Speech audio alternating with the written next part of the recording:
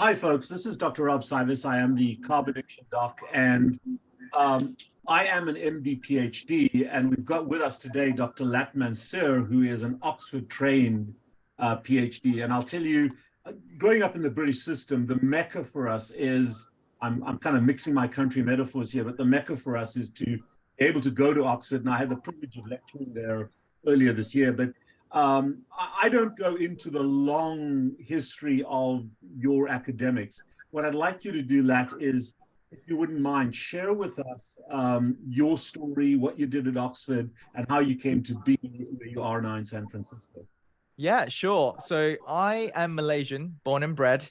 I grew up in Malaysia, did my A-levels in Malaysia, and then when I was 20, I got a scholarship by the Malaysian government to study biotechnology as my undergraduate. And that was when I went to the UK University of Nottingham and did my undergraduate in biotechnology. And that was the first time living abroad for me. And then right after that, What level is biotechnology? Exactly. So that's exactly what my family members asked me. They're like, what is it exactly? And that was in 2002. People wouldn't even know what genetics is. Like, my family members, they were not from, high education sort of level. And they were like, what is biotechnology? Can we call you a doctor? Are you going to earn money? I mean, that's basically the main point. Are you actually going to earn money out of this? Biotechnology is an umbrella term, essentially. Right now, I think at this point in time, biotechnology is very much associated with biotech companies, which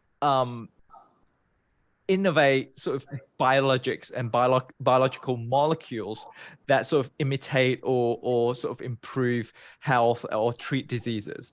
But those days when we sign up, when I was, a high school graduate trying to sign up for a biotechnology undergraduate course, I barely knew anything about it. So when I did the biotechnology undergrad, I realized it's an umbrella term for a myriad of biological courses. So I've learned during my 3 years undergrad, I learned plant science to microbiology, to nutrition, to animal physiology, to genetics, to immunology, neuroscience, everything under the umbrella of that. And then as I finished my undergrad, I realized having a science degree may not be enough to first of all, get a good job, and second of all, get far ahead in life, because I've already worked so hard to finally get a scholarship to study abroad. Why not push further? And that was when I started to look into master's courses and applied for a biotechnology course in master's in Columbia University in New York. That was my first time in America. Flew here right after my undergrad. And during that a year and a half biotechnology course, I focused more on pharmaceutical development, drug development, clinical trials, sort of phase 1, 2, 3, and preclinical, what the process is. We've got guest lectures from Pfizer and pharmaceutical companies. Can I stop you for 1 second? Was at that young age, and this is for some people trying to go into STEM or thinking about STEM type work, at that early time, I mean, we're much more evangelical, we're much more idealistic. At that young age, were you primarily interested in an academic career long term, or had you already made the decision or the desire to move into industry, perhaps the pharma industry? What was your thinking at that very young age? So funny you ask that, because during my last year in my undergrad, we had to do a research project, as a final year project. And that was when I realized I'm not cut for research. I will not go into research. And therefore, I'm applying for a taught master's at Columbia University. So I went there, and it worked out in my favor because we started learning about drug development. And that primed me, greatly to apply for a pharmaceutical job in a pharmaceutical company called the Medicines Company based in New Jersey. So that was my first job after my master's.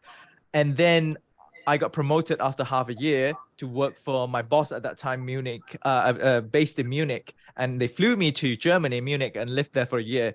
However, during that time I was with that company, I was so inspired by the people within that company who have PhDs, very scientific, but at the same time, very entrepreneurial. And then I realized that bench research for you, or what was the nature of your work with medicines? The medicines company, I started off as a clinical trial coordinator. So I'm the guy who does all the filing of all those, references and making sure I've got all the clinical site files, labeling, literally printing labels and sticking them on a file. Just manual labor, a glorified manual labor with a master's degree. Right. Okay. And then where did you go from there? So I was in Germany then, and then I was an trial coordinator for 6 months, and then I got promoted into an analyst, went into more of a healthcare consulting area where we help hospitals optimize their critical care pathways. And as I was saying, I got inspired by these scientists who are also entrepreneurial, and I realized you don't necessarily need to go into academia even if you have a PhD. Like, the PhD route is not just for academia. And that was when I decided to apply for a PhD at Oxford in physiology, anatomy, and genetics. And I told myself, I said, well, I love this job, this current job. And I spoke to my boss as well. There's no harm applying, because if I don't get, I'll still have this job and I'm still going to enjoy life. But if I do get in, it's Oxford, and why not, go to the last step of education, if you would, right? Unless, like Rob, you're just collecting degrees at that point, you got MD, PhD. But for me, it's like, PhD, that's the top of the ceiling. I'm going to be done. And that was when I started my research in diabetes and cardiovascular disease, specifically looking at the metabolism of type 2 diabetic heart in hypoxia. Okay. So just for, I just met a young kid yesterday. She's a patient of mine. She's 17 years old, excited, getting ready to go to college. But one of the things about Americans is they tend to be very insular in terms of just staying in the US. Yeah. And this young woman is just brilliant. She's got a great course and one of the places she got accepted into was Trinity College in Dublin. And I say, you gotta go, go. And listening to your story, it really, Malaysia, the UK, Germany, the US, you cannot buy that. That is just an experience, a life experience, an education experience, because you've seen modalities of thinking on 3 or 4 different continents. And it's a similar experience that a lot of people that do travel, like the Australians call it walkabout. There is so much input and so dynamic that I would encourage any of the young folks or even parents with kids that are interested in STEM type work to consider this type of traveling, because you don't get your youth back. And once you're locked into careers, it can be challenging. No, you're absolutely right, Rob. Like, I can definitely say from my experience, on two aspects. One, from a knowledge point of view, if you're into STEM, you might learn a complete different technique. You might learn a complete different way of looking at certain metabolic pathways from another university, from in another land, another country that you may not find in the US. Granted, rightfully so, US has some of the most advanced technology and advanced, sort of education system and best universities in the world. But on the second aspect that I want to really point on is like those experience and cultural exposure you're going to get. It's, as you said, you can't get your youth back. And that sort of experience really enriched my being, just as a person, as an individual, and also allows me to really tap into the differences in cultures, languages, foods, and all of that, and allow me to really connect with people from all walks of life. Absolutely. And one of as I mentor young students and that type of the younger people, the most important thing you can learn to do is to learn to think. And exposure to different cultures, to different ways of thinking, just broadens your horizons, and you're able to ask those difficult, challenging questions, which really advances the science, particularly in the arena that we're all involved in, which is a little bit maverick relative to the conventional healthcare approach. So let's take you back to Oxford, and you did the CVD work and the diabetes work. And there's just, for those folks that haven't seen it, there's a brilliant podcast that I believe, I'm a little biased to this, that you and I did, that is on your channel, on the HVMN channel, and I would urge people to go and watch that. More research-oriented, more academic in terms of biology. But you have that foundation in diabetes and cardiovascular disease and ischemia. So take us forward to your interest in, and really there's two questions rolled in. Take us forward to your interest, how you came from Oxford to being in the, what would we call ketones, pharma type industry? That's the first question. But the second question is, how does a young person doing a PhD, doing a master's in an academic environment, how do you even start to look for a job in biotech? So I'll answer the second question first. I think that's a shorter answer. When I was doing my PhD, I always thought in order for me to escape the academia cycle, I needed to be an all-rounder and then I needed to be a generalist. And that's when a lot of PhD graduates will apply for consulting jobs because they think that's their foot into the industry because it exposes you to all sorts of business aspect types of work in the industry. But then I realized that was not the only route available. In fact, that may be actually more competitive and harder because everyone's applying to it. And it's like the whole reason of us doing a PhD is because we want to be in a niche area and we want to be the expert in the field that we research in.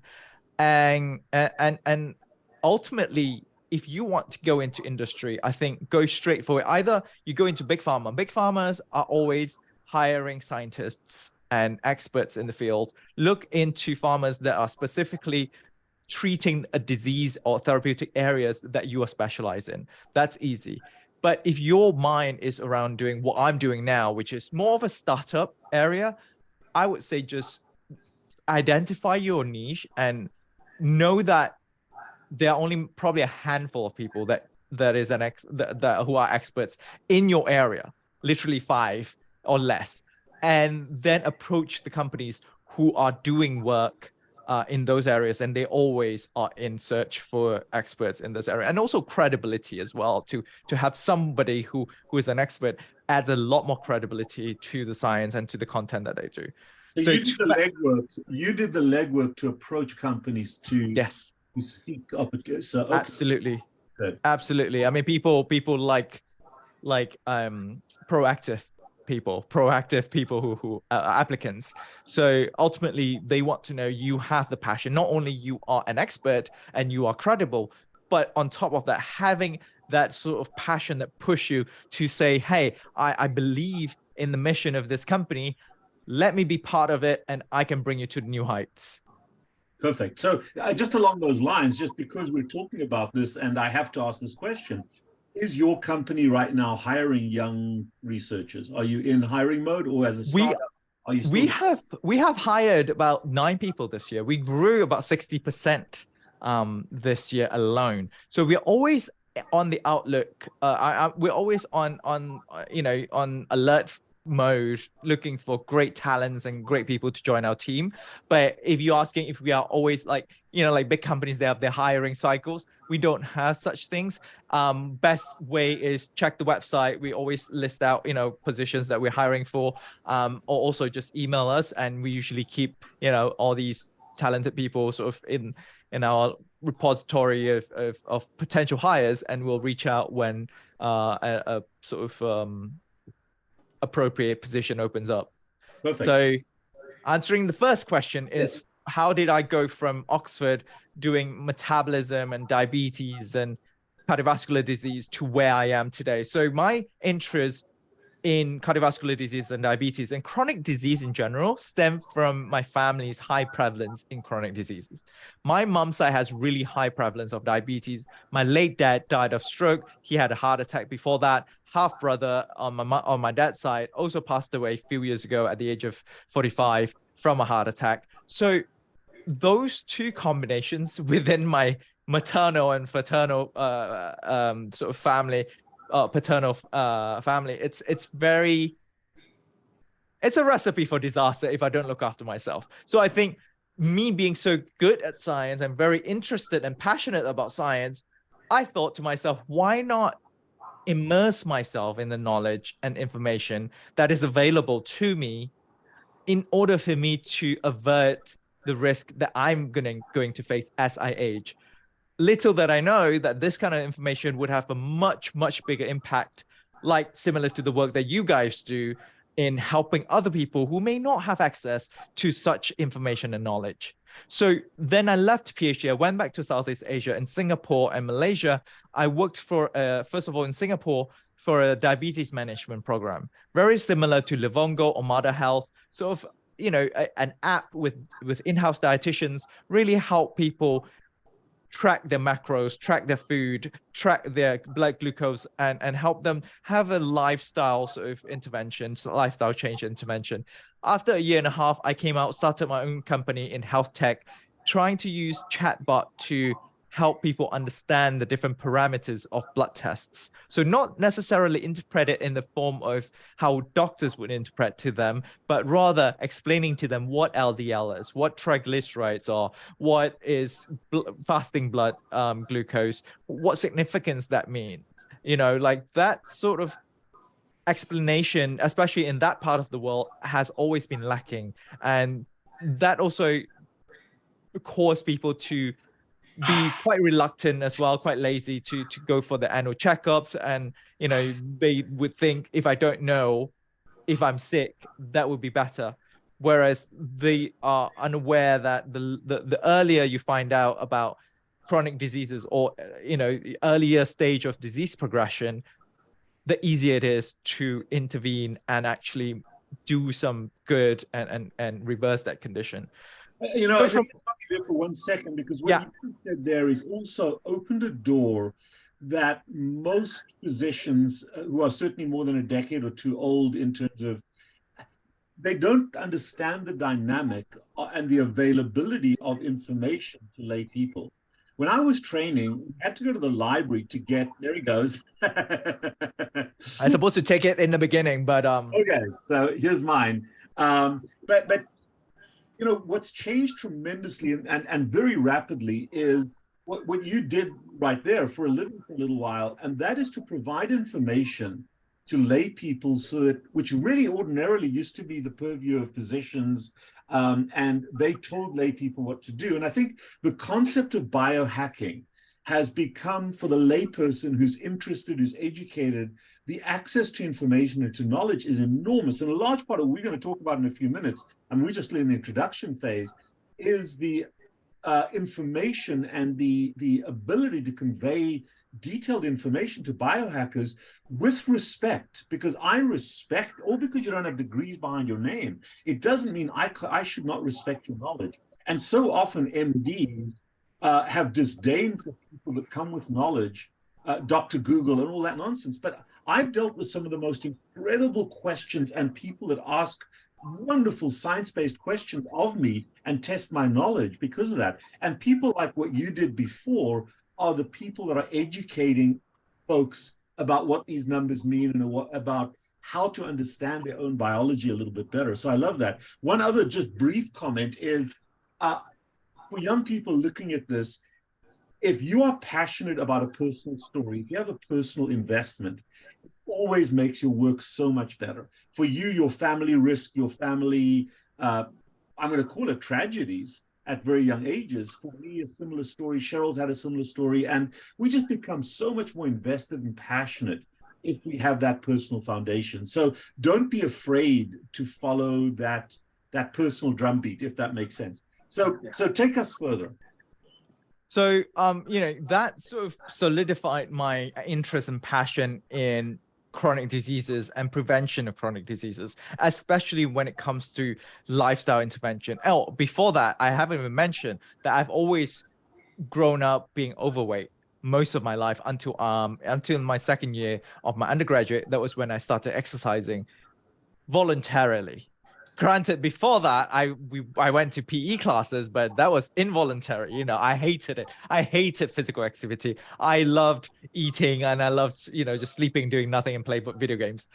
And in my second year, that was when I started exercising. And the more I learned about physiology, the more I realized that my risks of developing all these chronic diseases can be lessened when I live healthily with physical exercise, diet, recovery, sleep, and all of that. So with all of that, coupled with my knowledge around chronic disease, now I have a recipe that has, the prevention aspect of things, as well as what will happen metabolically in your body, pathway wise, biochemistry wise. If you don't do that, and if you don't live a healthy life, how does that lead to disease progression? And then a year and a half into running my own company, I got introduced to HVMN's co-founders, Jeff and Michael, via my friend, Dr. Brianna Stubbs, who were their research lead at that time. And she graduated from the same lab as I did from Oxford. And she said they were hiring and asked if I would be interested. And I said, yeah, why not? Let's have a chat. I've now been to San Francisco. Prior to that, was that something you studied at Oxford or not really? So to say that again? Was that something you studied? Were you knowledgeable about that scientifically, or about ketones specifically? I knew of ketones. I didn't really look into those sort of benefits in ketones. We knew about the performance aspect of ketones, and that was published in 2016. Obviously, the group that published it was my lab, because my professor, Kieran Clark, she was the one who sort of pushed for ketone ester and all of that. And that was the reason why they sort of approached me, because we came from the same lab and I have knowledge around it. My knowledge was more around metabolism, substrate utilization, as well as chronic disease progression. Now, after I joined HVMN, I sort of coupled that together with, my ability to learn and really brush my knowledge up in terms of ketone metabolism. And not until then that all these other researchers around exogenous ketones in therapeutic areas started to bloom. Because in 2017, 2018, they were still very much performance focused. But then people started to realize that, hey, if we can have a positive impact using ketogenic diet, why don't we try exogenous ketones when we can skip the diet altogether? We can lessen the time of keto adaptation and put people straight away in ketosis. And plus, you can isolate the variable that it's the BHB that is actually doing the work, instead of keto diet, which some may argue is the fat content, or is it the increased ketosis, or is it the feeding window? There's so many other variables. But then if you have exogenous... Let me pump the brakes here a little bit, because yes,